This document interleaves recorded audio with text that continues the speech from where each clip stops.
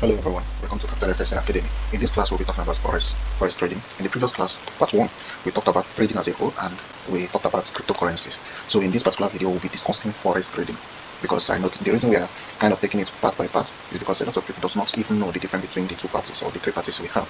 So in this video we'll be talking about forex trading. Now you might be asking yourself, forex, FX. Now FX means forex. You understand? So, and you ask yourself, what is forex? It's not the forex of bush. It is normal forex, which means foreign exchange. So you ask yourself, what is forex? Forex is also known as foreign exchange. It is the conversion of one currency to another. FX is one of the most actively traded markets in the world, with individual companies and banks carrying out around $6.6 trillion in forex transaction every day. Now, you might not understand what I'm saying, but let me put it this way. You just, let's assume Nigeria now, we are in Nigeria. Nigeria now will purchase products from other countries. Let's assume you want to buy goods from US. Now, any company that want to purchase any goods from US have to convert the naira to US dollar. Now, converting the naira, basically what they are doing is they are selling off naira to purchase dollar. Now, I'm telling you that the value of naira will depreciate against dollar. Dollar will rise in favor, dollar will rise against naira. You understand? So they are selling naira to purchase dollar, meaning that if the rate of importation into a country is more than the rate of exportation, that means the currency of the country will be affected bitterly. Why? Because the country they are importing from, they have to sell off their own currency to purchase the country's currency, which is degrading the value of their own currency. And that is what is actually happening in this country. You understand? Because the production rate in Nigeria is very poor. Most of the products we are using is imports. Even the little one we are producing in this country, we also still import other products. And the most popular product we import is crude oil, is fuel. Even though we are the one producing the crude oil, but you know that we import it from outside the country. In the sense that Nigerian government have to sell off Nigerian naira. They are not buying in our currency. You're buying the country's currency. You understand? That is how it is. So the exchange, the rate of exchange is what you trade. There is trillions, millions, and billions of dollars that is being exchanged from one currency to another in the process of trading, and that is what you do.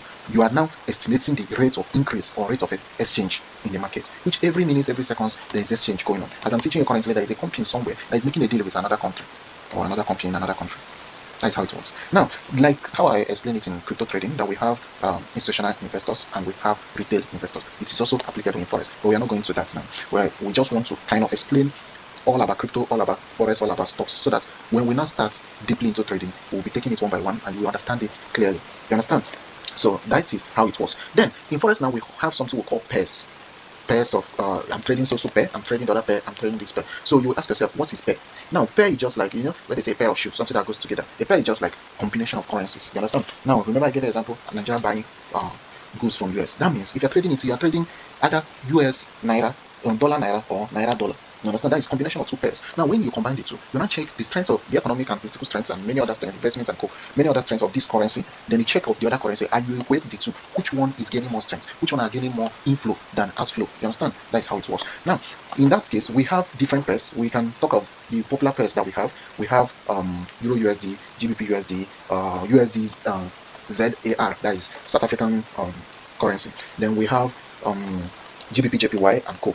You understand? So then after that, you'll now be like, how the currencies are being paired. Now, in currency pair, we have something we call base currency and quote currencies. You understand? Looking on the screen, what you are seeing on the screen here, looking on this screen now, you will understand that what we are having here is Euro or GBP USD. Now, GBP USD, Great Britain pounds against US dollar. You understand? So now you will be like, the question there is that how do you know the one that is a quote currency and the one that is a base currency? Now, the first currency coming up in the pairs are the base currencies. Then the quote currencies are now the currencies that comes after the base currency. That is the quote currency.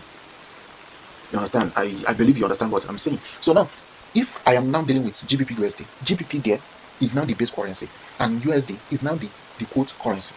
That is how it is. Then another thing we make use of in trading forex is that, as we all know, in crypto, when I was explaining about crypto, I told you that crypto has been calculated in leverage and percentage, but in forex it's being calculated on loss size and pip. Now that loss size is just like leverage, then the pip is just like percentage. You understand? In crypto, you understand? So now when you are trading forex, your money is not being calculated majorly on percentage. You use the pip to calculate the percentage of your profit. You understand? So in forex now, or let's start from pips. In forex now, using your pips, there's a way they calculate it. Now, when you have, let's use example, okay, this USD, GBP USD. Now, you want to calculate the pips. Now, if you look at this chart now, you will discover that this is the current market price. This is where the market closed. So this particular place, we have 1.35524. Now, to calculate your pips, if you get 1 pip from this market, it means that this market needs to move from 1.355 3.242. It will move from 1.35524 to 1.35534. That means, what is it telling you? It is telling you that the change of the second to the last digit, the change from the second to the last digit is what counts. You understand? So the last digit, sorry, I wanted to use it to point it out, but it's not pointing it. So the change, the difference from in the second to the last digit is what counts your pip. So what is it telling you? Now, it is telling you that for this market now, if this market move from here to, let me try. Now, if it move from this place 1.35524, if you move there to 1.35534, that is a peak. Then if the same thing happen, if you are selling the market or the other way around, and the market move from that 1.35524 down to 1.35514, that means it is another one pip. So that is how you calculate it. You understand? That is how it's being calculated. That is how they read pips. It is not calculated in percentage. You understand? So let's move forward. Then okay, now you'll be asking yourself, what if you take a position and you don't know how you can calculate the pips? You can just take the difference. Your stop loss is here, your entry is here, your stop loss is here. Then just deduct, make an addition. The last two digits from here, deduct it from the last two digits from here. If it doesn't work that way, if like this one now, the digits are different. We have 1.35, this 1.35, then this 886, this 668. So you can now see that the difference started from 883 to 668. So, but they have the same price from 1.35, 1.35. So what we do is start from where you started having difference. 883 minus 668 will give you how many pips that is there. You understand? So let's go forward. Now, in Forex now, I told you that in crypto now, they use leverage and percentage. But in Forex, they use pips and lot size. Now, you will ask yourself, what is lot size? Remember when I was explaining about crypto, I told you that when you want to select your money, you want to put the amount of money you want to use to trade. Let's assume you have $10 or you have $1,000 you want to use to trade. Then, they are using 10x leverage. You understand? If you're using 10x leverage, it means that they are doing 10 times any amount of money you are putting in the market. You understand? Now, in crypto, they call it leverage. But in Forex, they call it lot size. So currencies are traded in lots, which are badges of currency used to standardize forex trades. Now let's go straight to the point. We have different lot size. We have standard lot size. So we have lot size. We have standard lot size. Standard lot size is 1.0. So if you are entering a trade and use 1.0, you are taking a very high risk. And that 1.0 is telling you that each pip that the market makes is costing you $10. If you are in profit, each pip in profit is giving you $10. If you are in loss, each pip in loss is costing you $10. Then another lot size we have is mini lot size. Mini lot size is 0.1. It's an average lot size actually. Mini lot size is telling you that each pip is costing you $1. Yes, if you take any pip, if the market make any pip, it's either costing or giving you $1. Then another lot size we have is micro lot size. Micro lot size is 0.01. It means, remember I've already explained about how to calculate your pips. Now, how to calculate it, I don't know if I explained it clearly, but let me make it clear here. If this market, see this market now, the entry now, if you watch the previous videos, you understand how to detect the one that is entering this picture. The entry here is 1.35668. Then the stop loss is 1.3835883. So now, if you want to get the difference, calculate the difference, how many pips this thing costs, is deduct this 883 minus 668 divided by 10. Once you divide it by 10, I think you will get something like 21.9 or 21 point something. Then if you get 21 point something, if you divide by 10, you will get 21 point something. Then 21 point something times, if you're using 0.01, now remember 0.01 is micro lot size, which means 0.01 is telling you that each pip costs you $0.1. Now, if you are using $0.1, then you will now say 21 points, anything you get here times $0.1. It will give you the amount of money you are risking on that particular trade. You understand? So that is how it is being calculated in Forex. Then we have another, the first one we have is Nano. Nano is majorly used on synthetic index and co volatilities. If you're trading, let me just say derivative, if you're using derivative broker. You understand? So Nano is lot size of 0.001. It's telling you that if you take any trade, any pip it makes, it's giving you 0.01. That is how it's being used. So in those of you in the group, I will send a note. I drafted a note for this. You understand? So now let's majorly standard lot size is for big accounts. Professional is majorly for professional traders. Standard lot size is the accounts will be funded with nothing less than, let's say, $10,000 if you want to be using standard lot size. You understand? Then mini lot size is for mini accounts. I told you guys it's for average. You understand? Then macro lot size is for small accounts, for beginners like you that is learning now. 0.01 is okay. Or nano for those of you trading synthetic is okay for you. You understand? So forget about taking big risk, make your mom proud, or no risk, no Ferrari. Please understand how the lot size works before you just jump into a trade and start using a lot size. You understand?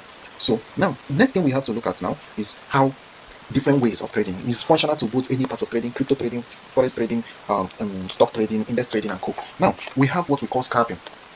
Now, the scalping is a position. Scalping, under scalping, we have the scalping is majorly like positions are opened and quickly closed. Like when they say someone is a scalper, maybe the person just come back and just very low time frame loss size. They are kind of people that once they play, they will place with a high leverage or a high loss size. Once they place the trade, once they see a sharp move in profit, they are out of the trade. They don't wait. It's just like should I say a speed of light. They just jump into the market within 30 seconds, 40 seconds, they are out of the market. Then we have day traders. Now, day traders are traders that open a position and close within 1 day or within a day.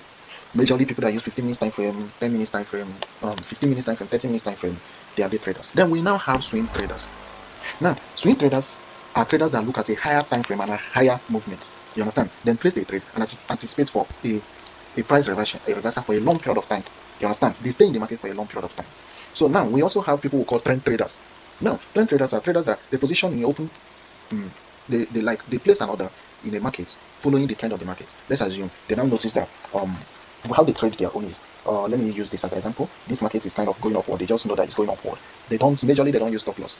They know that buyers are in control. They will just place a trade and leave it. Whatever the market does, to come back and go to profit because it is ranging upward. The market is going up. Then if the market is said, they don't take, you see this little short, they don't take it. They don't care. They can enter here for sell. They can enter here for sell, provided they are following the trend. You understand? Then we have people who call position traders.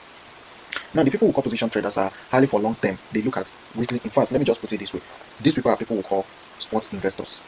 They invest money in trading. If it's good, they want to buy, they will buy. They will leave it for months, for years, before they take themselves out of the market. You understand? So I think with this little video, you understand how trading works and how everything goes. You understand? So please follow up with the previous videos and also stay at alert so that when we post another video, you will be able to catch up with what is happening. Please, if you have any question, do us well by asking. Don't just assume. You understand? So, and mind you, our premium class has started, and everything is taught with board. And even if you are not physically with us, the way we teach you, you will appreciate it. It will just be as if you are physical with us. We don't just explain things.